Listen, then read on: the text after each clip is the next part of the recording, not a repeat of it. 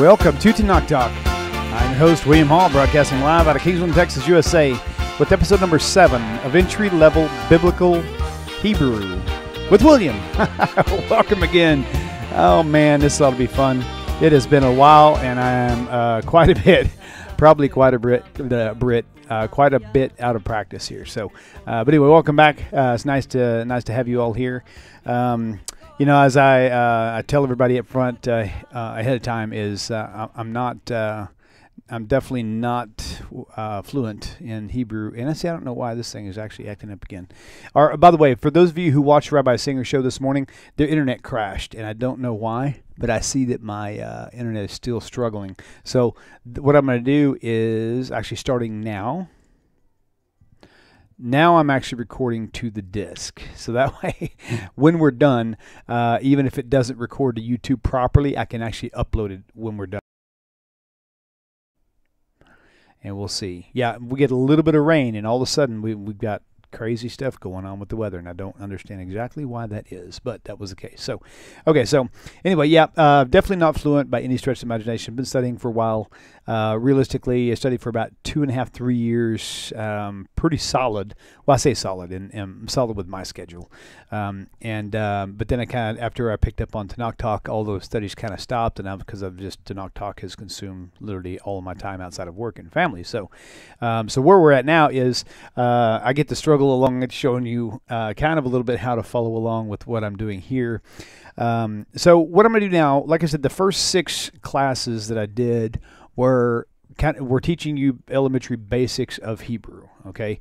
But now what we're going to be doing at this point, because really all you can do is go back and rewatch the same video that I did over and over again until it all sinks in. Once it all sinks in, there's no need in me repeating myself the same exact type of thing to give you more practice. Just rewatch it again. It's like learning a song. Listen to it over and over and over again until you get it, right? So, so what we're going to do now is I've had a pretty big break on this thing. I'm going to try my best to kind of every week, or at least every other week, so you know I'm doing every other week in the studio. If I can do every week, I will.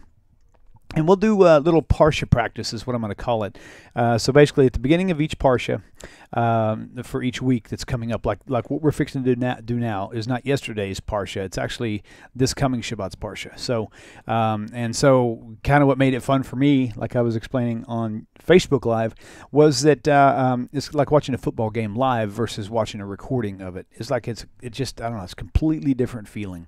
And so for me, it was encouraging for me, and it made it more fun for me to learn, knowing that I was reading along with you know, thousands and thousands of other Jews and other people who were in this boat at the same time. So I felt like I was learning alongside of them, or at least practicing while they were doing their thing. It was just really encouraging for me. So so this week's Parsha is what we're going to hit for. Let's see. Let me get my screens up here. I really hope I'm not overlooking anything. Let's see. If I am, I guess I'll find out later. But anyway, so what I'm going to do, I'm going to use another camera, which is here. I was going to put it up on screen, but I have a problem. I can't really point at what I'm reading. I guess I could use the mouse. Let me try that. That might be actually better if we do it with the mouse. Let me just move the screen here and open up my desktop presenter. Bear with me, because I actually think that might be a better option. Let's see. No, there it is right there. Let's see. Hold on one second. Main display window. Bible Study 6. That's it right there. Okay, so now let me add this screen in here. And then, in fact, I'll try to do... I might do an overlay and see if that actually works. So bear with me here. Let's do screen capture, or remote desktop presenter. Okay. It's going to want an IP address. Really? Nothing can be simple, can it? Hey, this is just more input to you guys, showing you how much more is into this thing. Okay, so... Okay, there we go. 1 second. All right, let's see if that takes that. Apply. And there it is. Beautiful. Okay, so I'm going to put this up now. It's covering my screen, but you can see what I'm doing now. Okay, so yeah, the internet's going wacko. Apparently the internet has not... And if you guys are watching this, the stream is probably already stopped because my internet on here has already failed. So I'm going to keep recording because I'm recording to the hard drive, and I will upload this video a little bit later. So just bear with me here. And let's see if I can actually make this show the mouse. I hope it will, and it does already, so that's good. All right, so let's do it this way. Bear with me 1 second. Oh, yeah. I got to create a new shot. Well, actually, before I started this one today, I actually thought that I already had all this set up, but for when I went to go find it, it was not there. So let's see. Add new shot. There we go. And now let's just add in the remote desktop presenter again. And okay, there it is. All right, now. So here's the deal. There. All right, I'm going to get me back on screen for just a minute. So, okay, so yeah, it looks like the internet's going to go in and out. But don't worry, this full video will be uploaded after the show. So worry not. Okay, so I've got it set up so that you will be able to see my mouse. Okay, I'm going to actually kind of make it as big as I can and scoot it over like right here. I was going to do like a full, like with me in the me in the background, you know, kind of faded, half faded, but then you won't be able to read the letters very well. So I'm just going to switch over right now and show you here. Okay, so I may go back and forth using this book that I've got because in the book you can actually see, y'all could actually watch this and look at things that I'm not even teaching you on or showing you, and you can see the translation yourself because it's actually written underneath each one. Okay, so basically what I'm going to do with you, what I did before, is I would basically go and read one verse or two verses and just read it a couple times until I was more fluid with the way it sounds. And then after that, well, I still got to get over here to the wrong mouse. Okay, here we go. So literally I would just read just like I see it on the screen. I don't know how clear that mouse movement is, but don't worry, here in a few minutes, like I said, we will switch over to this book, but just be patient with me. So I'd read a couple verses and just read them over and over again until I was comfortable in saying the words the way I thought they were said, and then I would go back and actually see what they meant, word for word grouping for word grouping, and then I would stick with that. And then the next week I'd do the same thing, and the next week the same thing. And then after about 3 months I'd add a verse, and after another couple months I'd add another verse. Before you know, I was doing 5, 10 verses pretty fairly, and then your index, your vocabulary index begins to build more and more. I don't know how many words I know. I know I'm very familiar with a lot of Torah Parsha beginnings. So anyway, so starting with this first one, first let me get my other book open too, so it's starting off at the right page. I think it's 37:1, and it looks like it is. Let's see, Parshat Vayeshev. Oh yeah, there it is. Okay. Okay, here we go. So I'm going to read it slowly so you can read it slowly and follow along. Okay, but I'm not going to go too slow, and I'm not going to double back unless I think I made a mistake, which I make mistakes frequently, especially when you have other things that could be mistaken for vowels that are not. Okay, if you want to learn the vowels and the letters, again, go back to some of the other recordings. This is strictly, we're just going to read nice and steady and slow. I'm not going to read super fast. Probably couldn't anyway. So here we go. Vayeshev Yaakov Ba'eretz Megurei. See, there we go. I'm already stumbling here. Megurei. Is that right? Yeah. Oh, gore. Yeah, I guess it is. Okay. So I was thinking it was a different word in the English, and which made me think that can't be the right word. Megurei. Okay. Aviv Ba'eretz Canaan. Verse 2. Ele Toldot. My mouse isn't moving very fast. Sorry, I'm trying to get it to move, but it's not corresponding. Ele Toldot Yaakov Yosef ben Shiv'ah Esrei, excuse me. Shana Haya. I'm going to try to enunciate a little bit, okay? Ro'eh et Echav Batson Vahu. There's a mouse in my way. Let me move that. Okay. Batson Vahu Na'ar et B'nai Bilha Va'et B'nai Silpa Nashe Aviv, Vayavo, or excuse me, Vayabe, or Vayave. See, I told you I'd be struggling. Yosef et Dibatam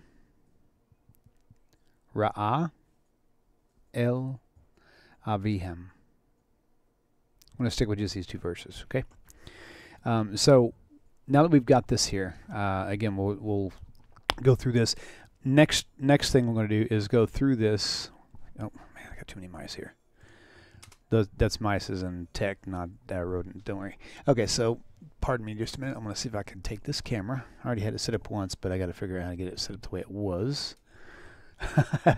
Hey, this is what happens when you work alone in the studio and you need an extra set of limbs. So I need to move a few things here because I'm going to pull this book right down in front of this camera, and I'm going to switch cameras so you can see on the page what we just read, and you'll be able to see the translation as we work our way through it. Okay, so let me get the right camera view up, which is this one. Hang on one second. I'll get the book turned for you as well so you can kind of see it kind of upright as possible. Okay, there we go. Nope, keyboard's too far away. Oh! Okay. All right, let's see. Right, there's a good view. Okay, now. Oh, I got to get it steady here. Okay, so let me get my pencil here. All right, and again, this is what we just read on the other screen. Okay. Vayoshev Yaakov. As you can tell, it says Jacob settled, right? Yeshav, or Shuv, right? Shuv would be to rest or to settle. Yaakov obviously is Jacob's name.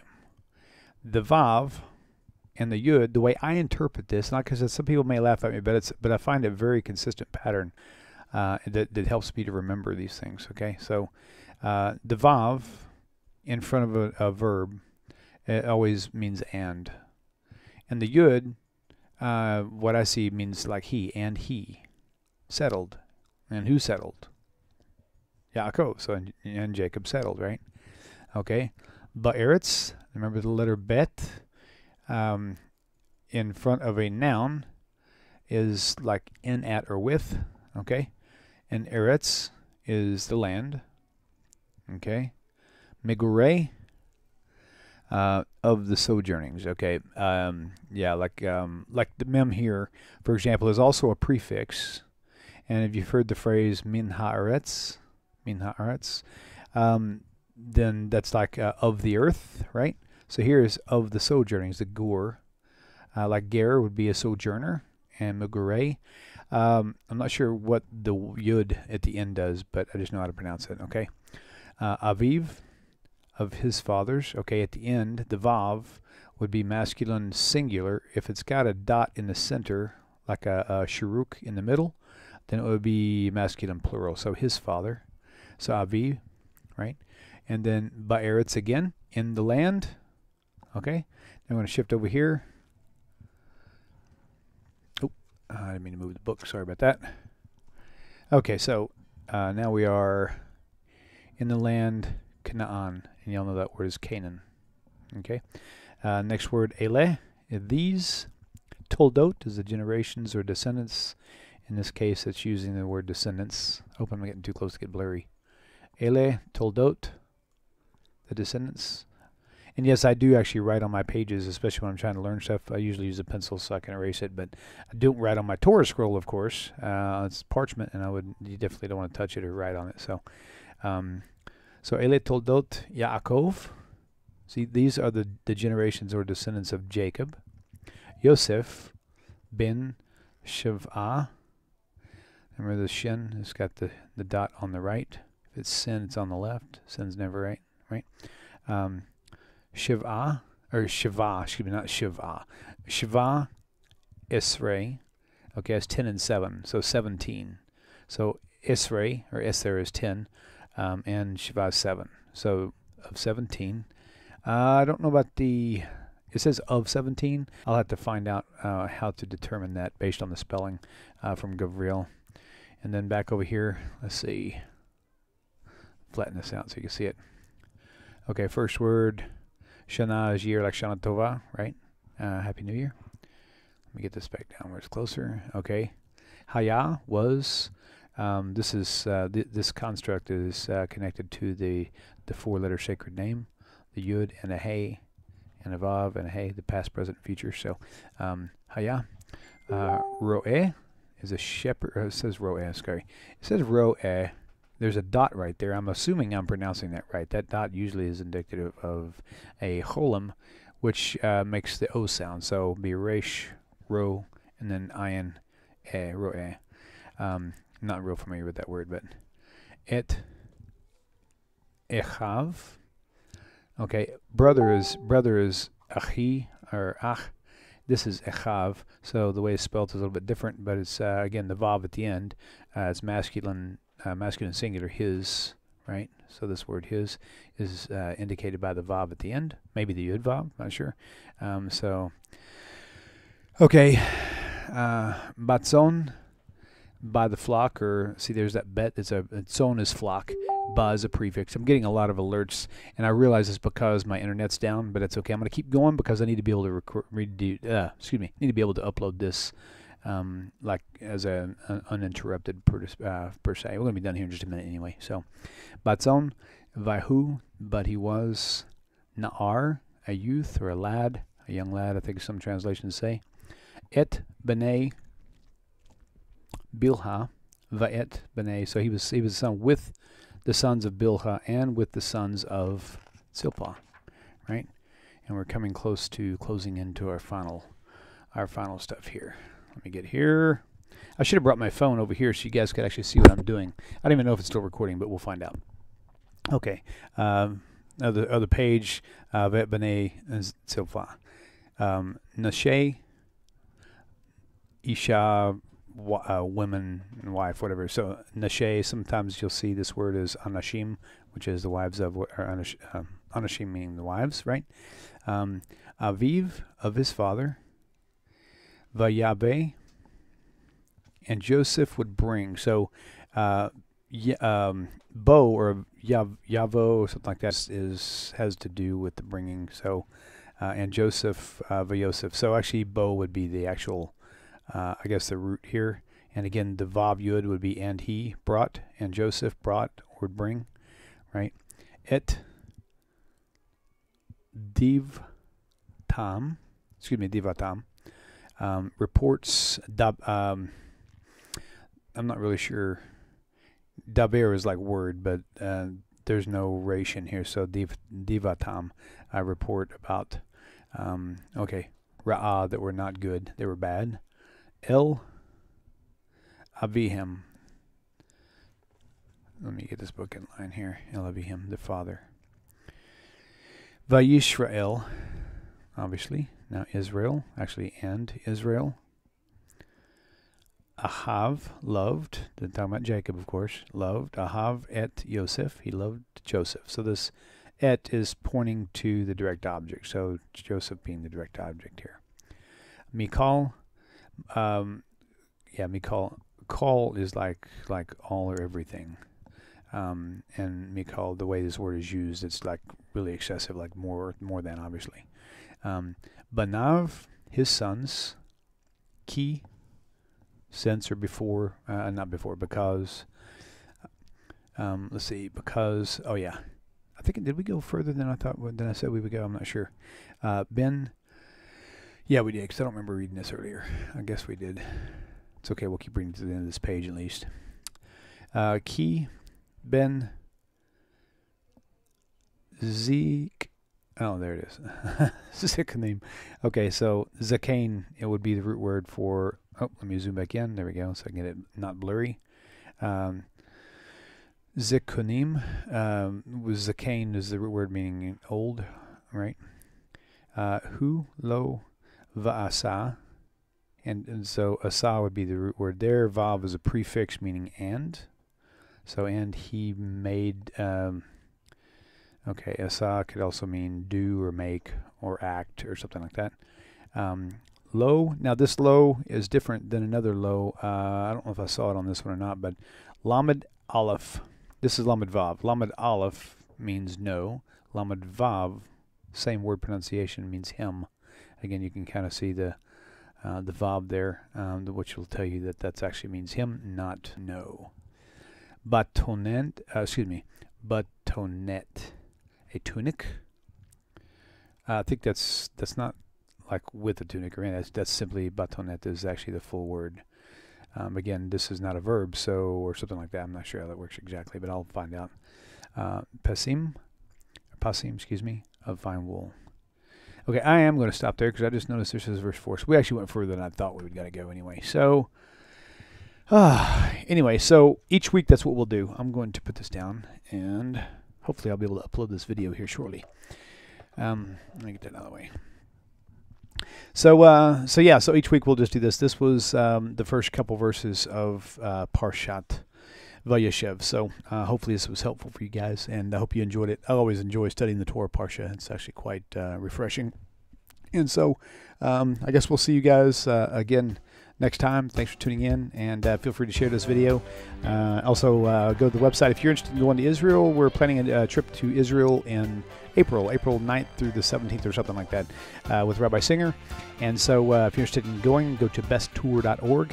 Also, you can go to the website if you like. If you want to go and subscribe to the YouTube channel. If you want to get alerted of every single video that we produce out of Tanakh Talk, subscribe to the YouTube channel. If you've already subscribed to it, you'll want to check to make sure that the little box next to the subscribe button, which has a bell symbol on it, click that and turn on the notifications. If you haven't done that, you won't get alerts of recordings that come through. So anyway, I hope you guys have a great evening, and I look forward to seeing you guys on the other side. Take care. Shalom, shalom.